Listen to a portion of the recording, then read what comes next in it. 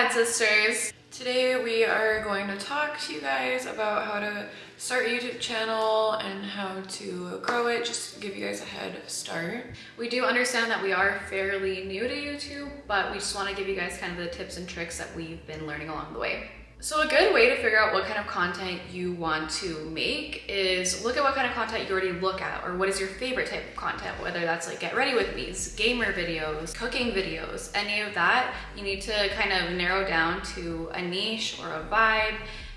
For example, we do like lifestyle videos, whether it's like vlogging or get ready with me's. Obviously sticking to just one niche can be a little bit hard sometimes. So if you need to do like a couple trending videos, then that's also a good idea. Like whatever is trending, look at it and try to make it your own or just copy the trend.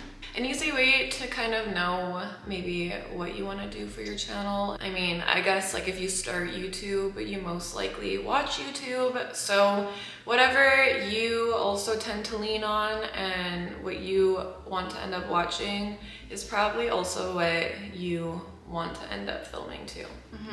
So kind of continuing on that same topic, it's really important to try to have like someone that you look up to in the community that you're trying to grow on or platform. So just having a content creator that you like, look at their types of videos that they create. Next thing is to choose your name for your channel. So you want to make sure that you are picking something that is catchy, something that is easy to remember, and it's not too long either. Of course, our channel name is Cad Sisters, so you know, one, we're sisters, two, Kadzmgmt our last name, but then we cut it short, then we put one and one in together. So for your guys' channel, if you are planning on creating one, you guys can do the same thing, find something that connects to you, that makes sense, and I don't know, just have fun with it. You don't also want to do something too bland. Exactly. People will not forget you if it's something that stands out. Yeah, as she was saying, it kind of helps if your YouTube channel name kind of relates to what your channel is about. And of course, if it's all about you, then it makes sense to have it as your name.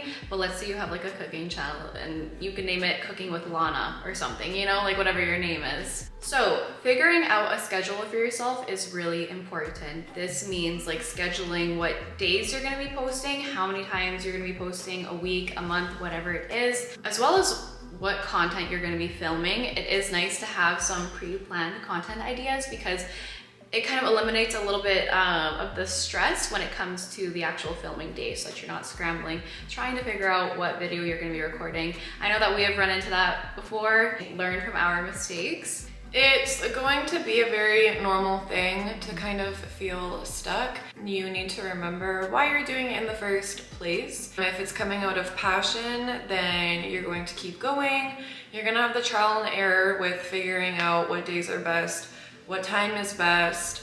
An easy way to kind of go around that is think about an average person's schedule, especially throughout the week. Usually people get off work at like 4:30, even 5, so maybe posting in the evening is nice and easy so that people can relax at the end of the day and then they want to watch your videos. Or on the weekend, you can always even do it in the morning because usually people, they go out in the evening. So in the morning, they like to get ready, they like to watch videos. At least I know that for myself, that when I get ready, I love to watch some YouTube. Just kind of knowing what works best for you, but also thinking about your audience and how to get them to also stay tuned into your videos is an easy way to kind of determine what your schedule is going to be like. Don't force a heavy load, because if you do, you're going to get way too overwhelmed and burnt out. Yeah, don't force any filming or editing or whatever you need to do for your channel if you also have a lot of things going on outside of this. We know how that feels, and you know, it's like anything else. You have your private life, you have your relationships with people, and you may also have other jobs or other hobbies.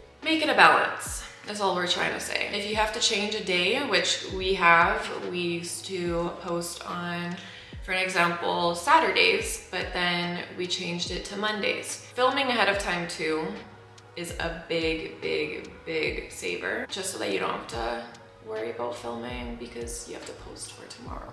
Yeah, and there's actually an option on YouTube so that you could like have your videos ready to be uploaded, so they kind of have like a timestamp of when they get uploaded, and YouTube will automatically do that. Obviously you have to fill in that information, fill out your title, hashtags, the tags. If you do want to schedule it, then just make sure that your video is edited ahead of time, like we said, and then once you upload it, then you can, at the very end, there's an option if you want it to be private, public, and then the option down below that is you could schedule it for ahead of time. Even if it's the same day, you could just schedule it for the time that you want it to come out.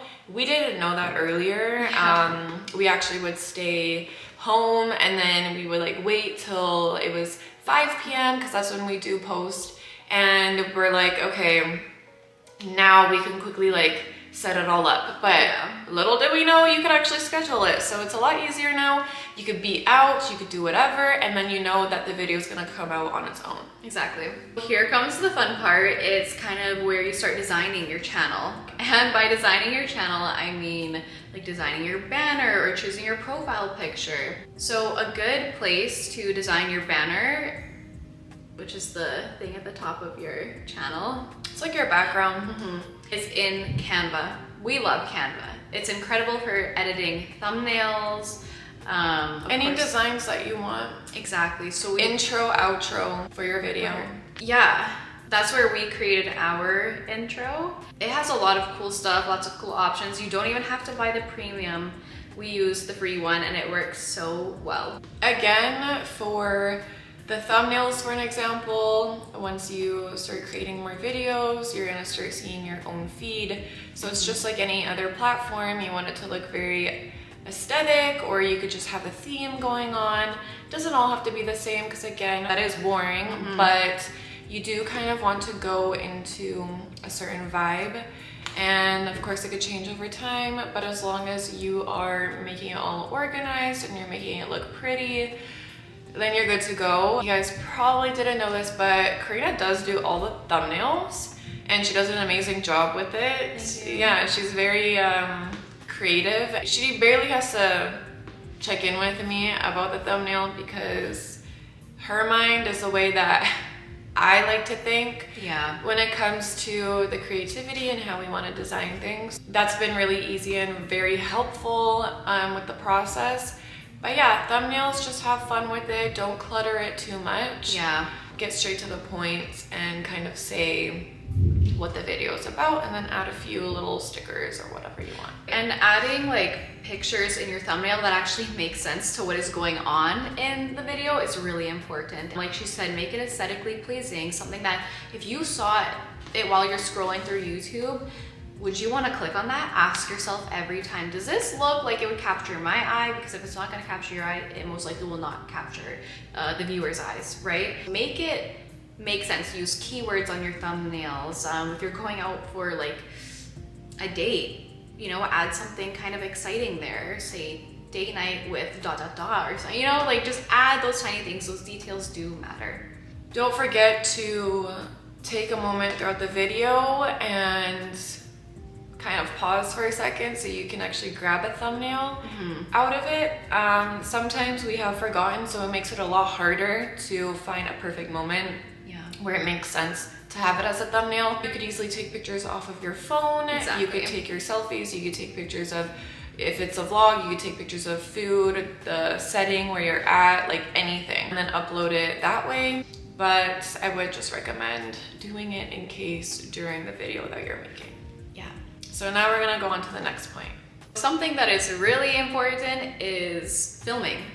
Obviously, how are you going to film? What are you going to use to film? To be honest with you, you can start filming on anything that you have, like your iPhone or, you know, maybe your parents' camera. The iPhone that most people do have, I mean, even in general, like just any phone that you have, you could just start filming on that.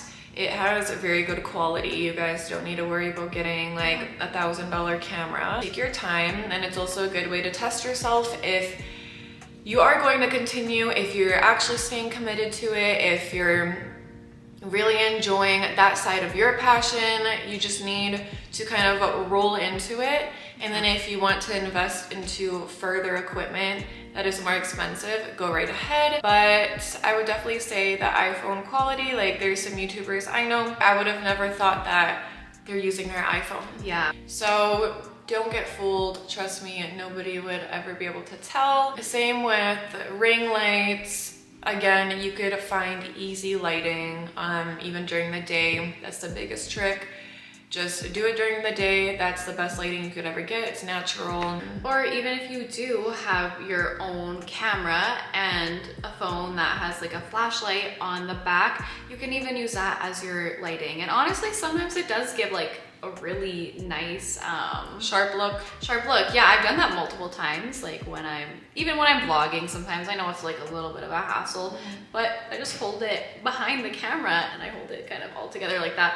So that's like another option. This is probably gonna be our last point unless we think of something else that we should tell you guys, but monetization, that is a big point, a part of the YouTube community in general. An easier term, it's just being verified on YouTube. That means you get paid. You will know how to get there and how to do that because you're gonna have your YouTube studio, which is another important thing that you guys should know about. That's pretty much like your back end business side. It's an app that you can have on your phone, or it is connected to your YouTube channel when you're on your laptop. It's really an easy way to see, you know, how many views you're getting. It tracks your watch hours. It tracks obviously who is subscribing to you.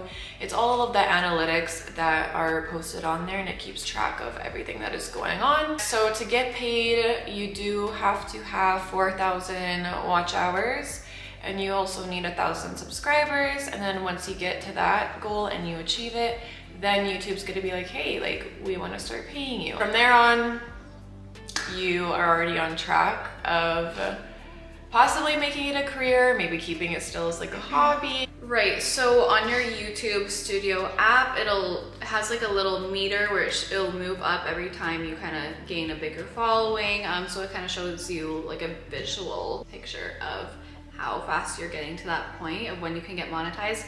And you guys, YouTube will not immediately monetize you if you hit that point. You actually need to go through an application process, but YouTube will let you know that you are eligible if you do hit those two important things. And that all does need to happen in a year, 365 days, all right? Yes, there's a timeline, but it's not like if you don't get there in a year, that it's over for you. You know, you just have to keep working at it and your community will still grow. Oh, and do not worry if you don't see your YouTube studio being updated right away. If it's showing one thing on one tab and then you go to the next and you see what Crane was talking about, like that bar of the scale as it's going up and it's not being updated, it will. It's not that it's like getting like messed up. It just takes a while for YouTube to refresh itself. So if things aren't going up as you are refreshing, as we used to do that, it's okay because YouTube is just taking its time getting all the new information and then applying it to the studio. Another point I do want to mention is demonetization. So that has to do with a lot of copyright. You know how it goes, whoever owns their own music or their own footage, pictures, whatever it may be, they own that. So if you take it without permission or asking, then you can get in trouble. Yeah. And you can get a warning on YouTube, which is very reasonable. Of course, if people want to take things into their own hands, that's their work. So you may come across with a problem. Just make sure that you guys ask for permission. YouTube also offers free background music. On YouTube Studio. Yeah, free sound effects. There's just some free things. I think it's up to like 640 options for the music and the sound effects. So don't worry if you can't find any music.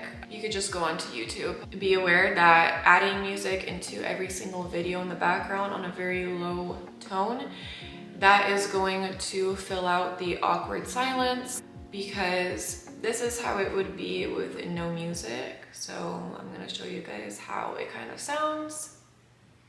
And then back to how it is with the music, it just kind of fills that space up. Yeah.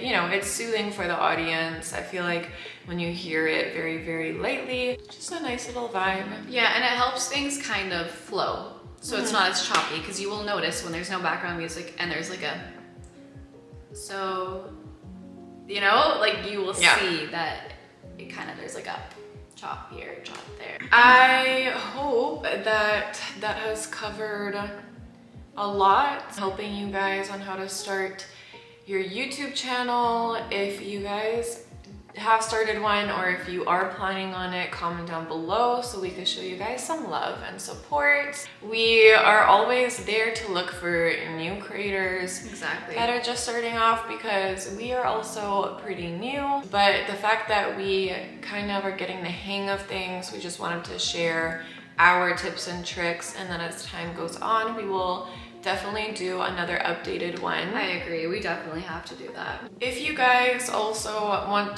to have another video on tips and tricks for TikTok, for an example, let us know as well. Karina also has a few little insights on how to get that going. And how to like grow a real community.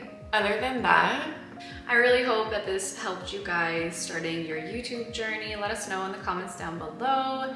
Without further ado, make sure that you like this video, comment, like I just said, subscribe to our channel, and turn on your post notifications so you get notified every time that we post a new video.